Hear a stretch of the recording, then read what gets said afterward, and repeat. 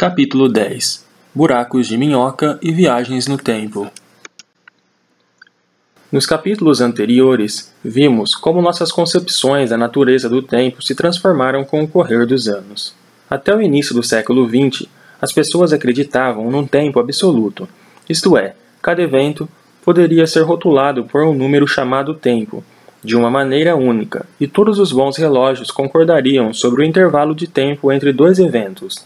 Entretanto, a descoberta de que a velocidade da luz era igual para todo observador, não importando como ele estivesse se movendo, levou à teoria da relatividade e ao abandono da ideia de que existia um tempo absoluto único. O tempo dos eventos não poderia ser rotulado de uma única maneira. Pelo contrário, cada observador teria sua própria medida de tempo conforme registrada pelo relógio que ele carregava, e os relógios carregados por diferentes observadores não seriam necessariamente concordantes entre si.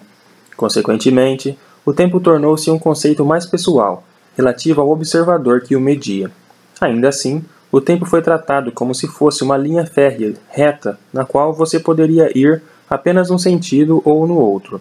Mas, e se a linha férrea tivesse alças e ramais de maneira que o trem pudesse continuar indo em frente, mas voltando para uma estação pela qual já tivesse passado? Em outras palavras, poderia ser possível alguém viajar para o futuro ou o passado? H. G. Wells, em A Máquina do Tempo, explorou essas possibilidades, como também incontáveis outros autores de ficção científica. No entanto, muitas ideias da ficção científica, como os submarinos e a viagem até a Lua, tornaram-se questões de fato científico. Quais são, então, as perspectivas de viagens no tempo? É possível viajar para o futuro. Isto é, a relatividade mostra que é possível criar uma máquina do tempo que o levará num salto para frente no tempo. Você entra na máquina do tempo, espera, sai e descobre que muito mais tempo passou na Terra do que passou para você. Não temos a tecnologia hoje para fazê-lo, mas é apenas uma questão de engenharia. Sabemos que pode ser feito. Um método de construir tal máquina seria explorar a situação que discutimos no capítulo 6, referente ao paradoxo dos gêmeos.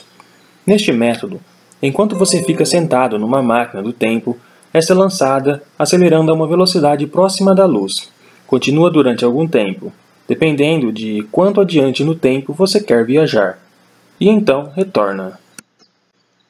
Não deveria ser uma surpresa para você que a máquina do tempo seja também uma espaçonave, porque, de acordo com a relatividade, tempo e espaço estão relacionados. De qualquer forma, no que diz respeito a você, o único lugar em que você estará durante todo o processo será dentro da máquina do tempo. E ao descer da nave, descobrirá que passou mais tempo na Terra do que passou para você. Você viajou para o futuro. Mas você pode voltar? Podemos criar as condições necessárias para viajar de volta no tempo?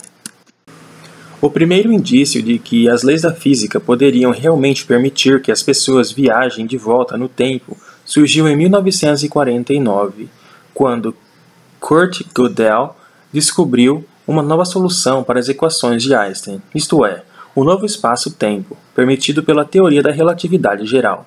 Muitos modelos matemáticos diferentes do universo satisfazem as equações de Einstein, mas isso não significa que correspondam ao universo em que vivemos.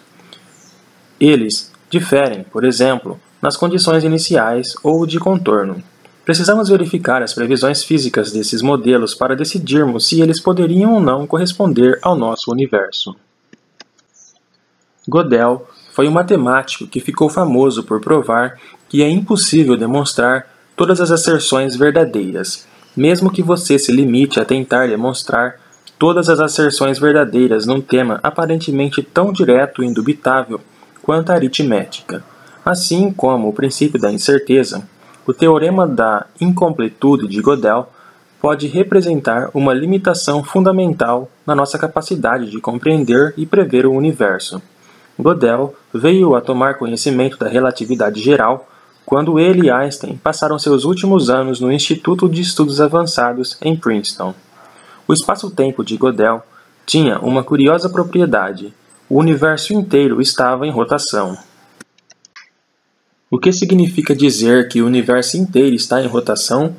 Estar em rotação significa girar continuamente, mas não implicaria a existência de um ponto estacionário de referência? Você poderia então perguntar: em rotação em relação ao quê? A resposta é um tanto técnica, mas significa basicamente que a matéria distante estaria em rotação com respeito a direções que os pequenos peões ou giroscópios apontam no universo. No espaço-tempo de Gödel, um efeito colateral matemático disto era que, se você viajasse por uma enorme distância para longe da Terra e depois voltasse, seria possível voltar à Terra antes de você ter partido. Que suas equações poderiam permitir esta possibilidade realmente perturbaram Einstein, que achava que a relatividade geral não permitiria viagens no tempo. Mas, embora satisfaça as equações de Einstein, a solução que Gödel encontrou não corresponde ao universo em que vivemos, porque nossas observações mostram que o nosso universo não está em rotação, pelo menos não de uma maneira perceptível. O universo de Gödel também não se expande como faz o nosso. Entretanto, desde então, os cientistas que estudam as equações de Einstein têm descoberto outros espaços-tempos permitidos pela relatividade geral que realmente permitem viagens ao passado. Contudo, as observações da radiação de fundo em micro-ondas e da abundância de elementos como o hidrogênio e o hélio sugerem que o universo primitivo não tinha a espécie de curvatura que estes modelos exigem para permitir as viagens no tempo. A mesma conclusão se seguirá em termos teóricos se estiver correta a proposta de inexistência de limites.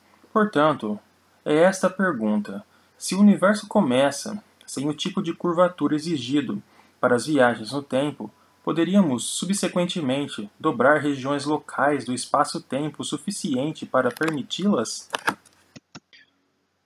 Novamente, já que o tempo e o espaço estão relacionados, você poderia não ficar surpreso em saber que um problema intimamente relacionado à questão da viagem para trás no tempo seja uma questão de se você pode ou não viajar mais rápido que a luz. Que as viagens no tempo implicam viagens mais rápidas que a luz é fácil de ver. Ao tornar a última fase da viagem uma jornada para trás no tempo, você pode tornar a viagem inteira tão breve quanto desejar e, portanto, seria capaz de viajar a uma velocidade ilimitada.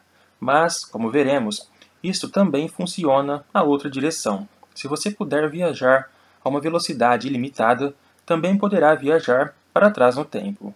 Uma não é possível sem a outra. A questão da viagem mais rápida que a luz é um problema de muito interesse para os escritores de ficção científica.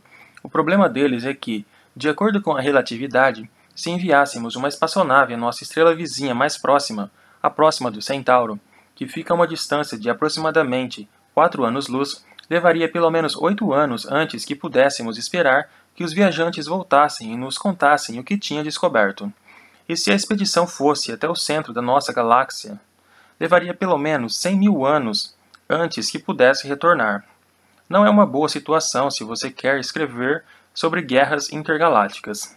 Ainda assim, a teoria da relatividade realmente nos permite um único consolo. Novamente, nas linhas da nossa discussão no paradoxo dos gêmeos no capítulo 6, é possível que a jornada pareça bem mais curta para os viajantes do espaço do que para aqueles que permanecem na Terra.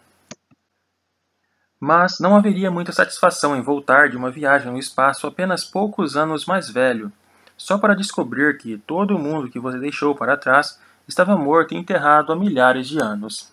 Assim, para despertar o interesse de qualquer pessoa por suas narrativas, os escritores de ficção científica tiveram de pressupor que, um dia, descobriríamos como viajar mais rápido que a luz. A maioria desses autores não parece ter percebido o fato de que, se você viajar mais rápido que a luz, a teoria da relatividade implica você também poder viajar para trás no tempo, como diz o seguinte poema. Havia uma jovem senhora de White, que viajou bem mais rápido que a luz. Partiu certo dia, de uma maneira relativa, e chegou na noite anterior. A chave para esta conexão é que a teoria da relatividade diz não apenas que não existe uma medida única do tempo com a qual todos os observadores concordarão, mas que, sob determinadas circunstâncias, os observadores sequer precisarão estar de acordo sobre a ordem dos eventos. Em particular, se dois eventos, A e B, estiverem tão distanciados no espaço que um foguete precisará viajar a uma velocidade maior que a luz para ir do evento A até o evento B, dois observadores movendo-se a diferentes velocidades poderão discordar sobre se o evento A ocorreu antes de B, ou se o evento B ocorreu antes do evento A. Suponhamos, por exemplo, que o evento A é a linha de chegada da corrida final de 100 metros dos Jogos Olímpicos em 2012, e que o evento B é a abertura da 14ª reunião do Congresso da Próxima do Centauro. Suponhamos que, para um observador na Terra, o evento A aconteceu primeiro e depois o evento B. Digamos que B aconteceu um ano depois, em 2013, segundo o tempo na Terra. Já que a Terra e Próxima do Centauro estão a uma distância de cerca de 4 anos-luz, estes dois eventos satisfazem o critério acima. Embora A ocorra antes de B, para ir de A a B, você teria de viajar mais rápido que a luz. Então, para um observador na Próxima do Centauro, distanciando-se da Terra a uma velocidade próxima da luz, pareceria que a ordem dos eventos é reversa. Precisaria que o evento B ocorresse antes do evento A. Este observador diria que é possível, se você conseguisse mover-se mais rápido que a luz, ir do evento B até o evento A. De fato, se você realmente fosse rápido, também conseguiria voltar de A até a Próxima do Centauro, antes da corrida, e fazer uma aposta nela na certeza do conhecimento de quem ganharia. Existe um problema na quebra da barreira da velocidade da luz. A teoria da relatividade diz que a potência do foguete necessária para acelerar uma espaçonave fica cada vez maior quanto mais se aproxima da velocidade da luz. Temos evidências experimentais disso. Não com espaçonaves, mas com partículas elementares em aceleradores de partículas como aqueles no Fermilab ou no Centro Europeu de Pesquisas Nucleares, CERN. Podemos acelerar as partículas até 99,99% da velocidade da luz, mas, por maior que seja a energia de alimentação, não conseguimos que elas ultrapassem a barreira da velocidade da luz. O mesmo acontece com as espaçonaves. Não importa quanta potência tenham no foguete. Elas não conseguem acelerar além da velocidade da luz. E já que a viagem para trás no tempo só será possível se for possível uma viagem mais rápida que a luz, poderia parecer que isto descarta tanto as viagens espaciais rápidas quanto as viagens de volta no tempo. Contudo, existe uma saída possível. Poderia acontecer de você poder dobrar o espaço-tempo de maneira que existisse um atalho entre A e B. Uma maneira de fazê-lo seria criar um buraco de minhoca entre A e B. Como sugere o nome, um buraco de minhoca é um tubo delgado de espaço-tempo que pode conectar duas regiões quase planas muito distantes entre si. É mais ou menos como estar no sopé de uma alta cadeia de montanhas. Normalmente, para chegar do outro lado, seria necessário subir uma grande distância e depois descer. Mas não se existisse um gigantesco buraco de minhoca que atravessasse horizontalmente a rocha. Você poderia imaginar a criação ou a descoberta de um buraco de minhoca que levasse das vizinhanças do nosso sistema solar até a Próxima do Centauro. A distância através do buraco de minhoca poderia ser de apenas uns poucos milhões de quilômetros, mesmo com a Terra e a Próxima do Centauro estando separadas por uma distância de 30 milhões de quilômetros no espaço comum. Se transmitirmos a notícia da corrida de 100 metros através do buraco de minhoca, poderia haver tempo de sobra para que ela chegasse lá antes da abertura do Congresso, mas, então, um observador movendo-se em direção à Terra também deveria ser capaz de encontrar outro buraco de minhoca que lhe permitiria sair da abertura do Congresso na Próxima do Centauro e voltar para a Terra antes do início da corrida. Portanto, os buracos de minhoca assim como qualquer outra forma possível de viagem mais rápido que a luz, permitiriam viagens para o passado. A ideia de buracos de minhoca entre diferentes regiões do espaço-tempo não é uma invenção dos escritores de ficção científica, mas surgiu de uma fonte muito respeitável. Em 1935, Einstein e Nathan Rosen escreveram um artigo no qual mostraram que a relatividade geral permitiria aquilo que eles chamaram de pontes, mas que são atualmente conhecidas como buracos de minhoca. As pontes de Einstein-Rosen não duravam o suficiente para que uma espaçonave as atravessasse. A nave se depararia com uma singularidade quando o buraco de minhoca fosse pinçado. Entretanto, foi sugerido que talvez fosse possível que uma civilização avançada mantivesse aberto um buraco de minhoca. Para fazer isto, ou para dobrar o espaço-tempo de qualquer outra maneira de forma a permitir viagens no tempo, você tem de mostrar que precisa de uma região do espaço-tempo com curvatura negativa, como a superfície de uma célula. A matéria comum, que tem densidade de energia positiva, confere ao espaço-tempo uma curvatura positiva, como a superfície de uma esfera. Portanto, o que é necessário para dobrar o espaço-tempo de uma maneira a permitir a viagem ao passado é matéria com densidade de energia negativa. O que significa ter densidade de energia negativa? Energia é um pouco como dinheiro.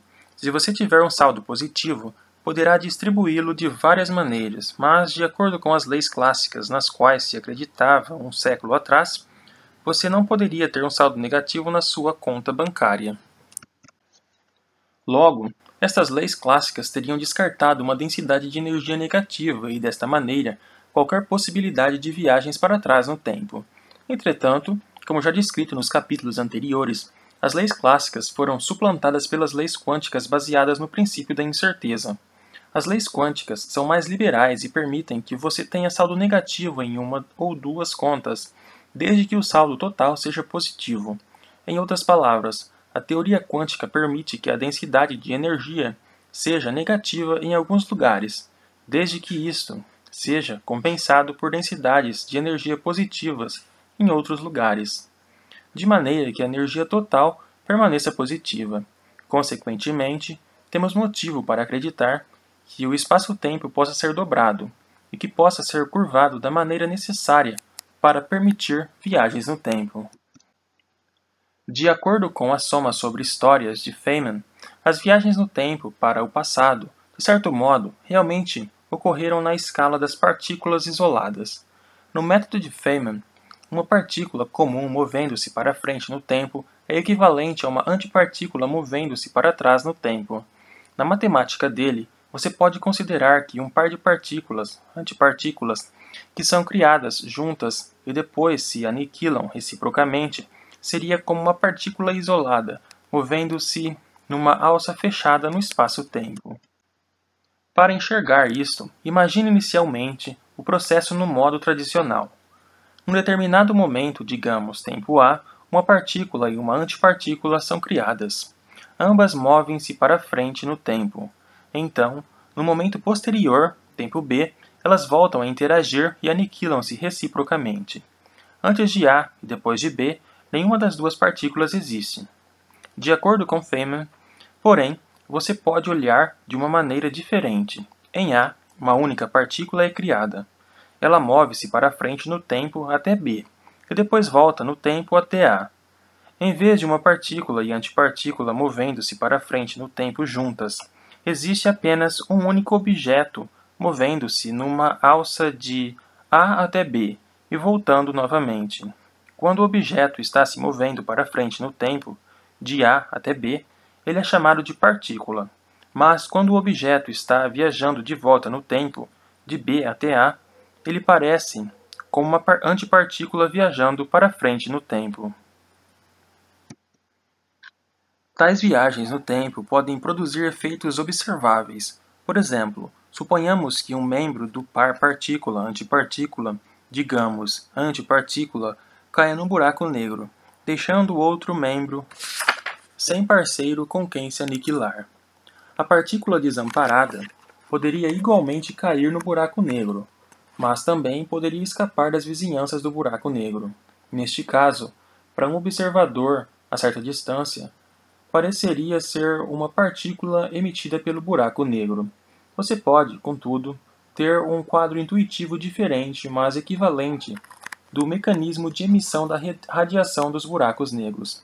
Pode considerar o membro do par que caiu no buraco negro, digamos, a antipartícula, como uma partícula viajando para trás no tempo para fora do buraco negro. Quando chegasse ao ponto em que o par partícula-antipartícula aparecesse junto, ela seria dispersada pelo campo gravitacional do buraco negro, transformando-se numa partícula viajando para frente no tempo e escapando do buraco negro. Ou se, pelo contrário, tivesse sido a partícula, membro do par, que caiu no buraco, você poderia considerá-la uma antipartícula viajando para trás no tempo e saindo do buraco negro. Assim, a radiação dos buracos negros mostra que a teoria quântica permite viagens para trás no tempo numa escala microscópica. Temos, portanto, como nos perguntar se a teoria quântica permite a possibilidade de, assim que avançarmos na ciência e na tecnologia, conseguirmos afinal construir uma máquina do tempo. À primeira vista, parece que deveria ser possível. A proposta da soma sobre histórias de Feynman deveria ser sobre todas as histórias. Por conseguinte, deveria incluir histórias nas quais o espaço-tempo está tão dobrado que é possível viajar para o passado. Ainda assim, mesmo que as leis conhecidas da física não pareçam descartar as viagens no tempo, existem outros motivos para questionar se elas são possíveis. Uma dúvida é esta: se for possível viajar para o passado, por que ninguém voltou do futuro e nos contou como fazê-lo? Haveria bons motivos pelos quais seria insensato nos revelar o segredo das viagens no tempo no nosso presente e primitivo estado de desenvolvimento. Mas, a menos que a natureza humana mude radicalmente, é difícil acreditar que nenhum visitante do futuro, inadvertidamente ou não, deixasse vazar o segredo. Obviamente, algumas pessoas alegariam que as visões de OVNIs representam evidências de que estamos recebendo visitas de alienígenas ou de pessoas vindas do futuro.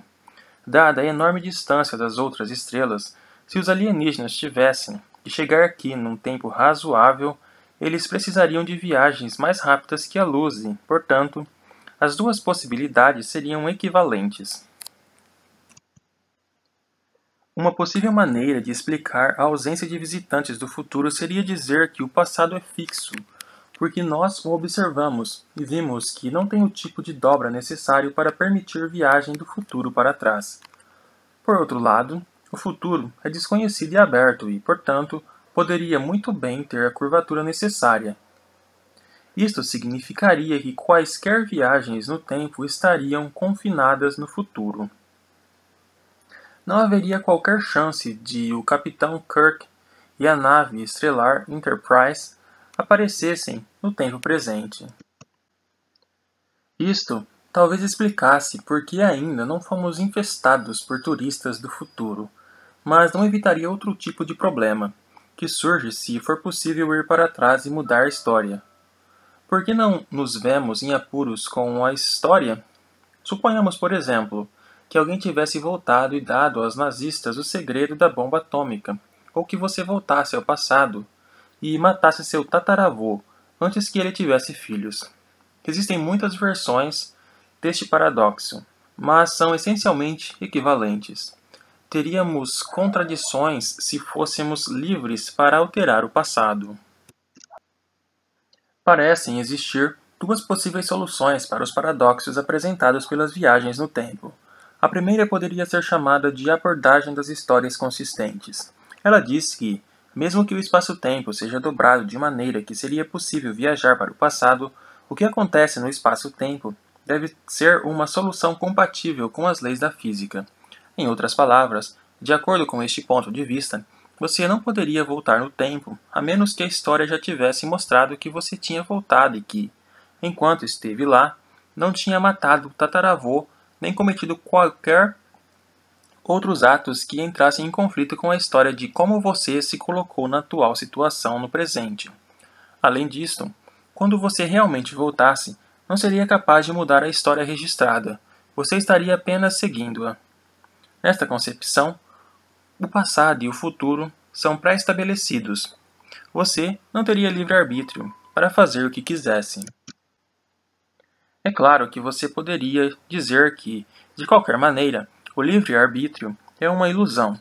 Se realmente existir uma teoria completa da física que governa tudo, ela, presumivelmente, também determinará suas ações. Mas ela o faz de tal maneira que é impossível calcular para um organismo tão complicado quanto o ser humano e envolve certa aleatoriedade por causa dos efeitos da mecânica quântica. Portanto, uma maneira de interpretar isso é dizer que os seres humanos têm livre-arbítrio, porque não podemos prever o que eles farão. Entretanto, se um ser humano partisse num foguete e voltasse antes de ter partido, seremos capazes de prever que ele o fará, porque fará parte da história registrada. Consequentemente, nessa situação, o viajante do tempo não teria livre-arbítrio, em sentido algum. A outra maneira possível de resolver os paradoxos das viagens no tempo poderia ser chamada de abordagem das histórias alternativas. A ideia aqui é que, quando os viajantes do tempo voltam para o passado, eles entram em histórias alternativas que são diferentes da história registrada. Assim, eles podem agir livremente, sem as amarras da coerência com sua história anterior. Steven Spielberg brincou com essa noção nos filmes De Volta para o Futuro. Marty McFly conseguiu voltar e mudar o namoro dos pais para uma história mais satisfatória. A hipótese das histórias alternativas soa bem parecida com a maneira de Richard Feynman expressar a teoria quântica como uma soma sobre histórias, como descrevemos no capítulo 9. Esta dizia que o universo não tinha uma única história apenas, pelo contrário, tinha todas as histórias possíveis, cada qual com suas probabilidades. Entretanto, parece haver uma importante diferença entre a proposta de Feynman e as histórias alternativas. Na soma de Feynman, cada história abrange um espaço-tempo completo e tudo nele. O espaço-tempo pode estar tão dobrado que é possível viajar num foguete até o passado, mas o foguete permaneceria no mesmo espaço-tempo e, portanto, na mesma história, que teria de ser constante. Portanto, a proposta da soma sobre histórias de Feynman parece apoiar mais a abordagem das histórias consistentes do que a ideia das histórias alternativas. Poderemos evitar estes problemas se adotarmos aquilo que poderíamos chamar de conjectura da proteção cronológica. Esta diz que as leis da física conspiram no sentido de impedir que os corpos macroscópicos transportem informações para o passado. Esta conjectura não foi demonstrada, mas existe uma razão para acreditar que ela seja verdadeira. A razão é que, quando o espaço-tempo é dobrado o suficiente para tornar possíveis as viagens no tempo para o passado, os cálculos que empregam a teoria quântica mostram que os pares partícula-antipartícula, movendo-se continuamente em alças fechadas, podem criar densidades de energias grandes o bastante para dar ao espaço-tempo uma curvatura positiva, contrapondo-se à dobra que permite as viagens no tempo. Por ainda não estar claro se é este o caso, a possibilidade das viagens no tempo, por enquanto, é uma questão em aberto. Mas não aposte nela. Seu oponente poderia ter a vantagem injusta de conhecer o futuro.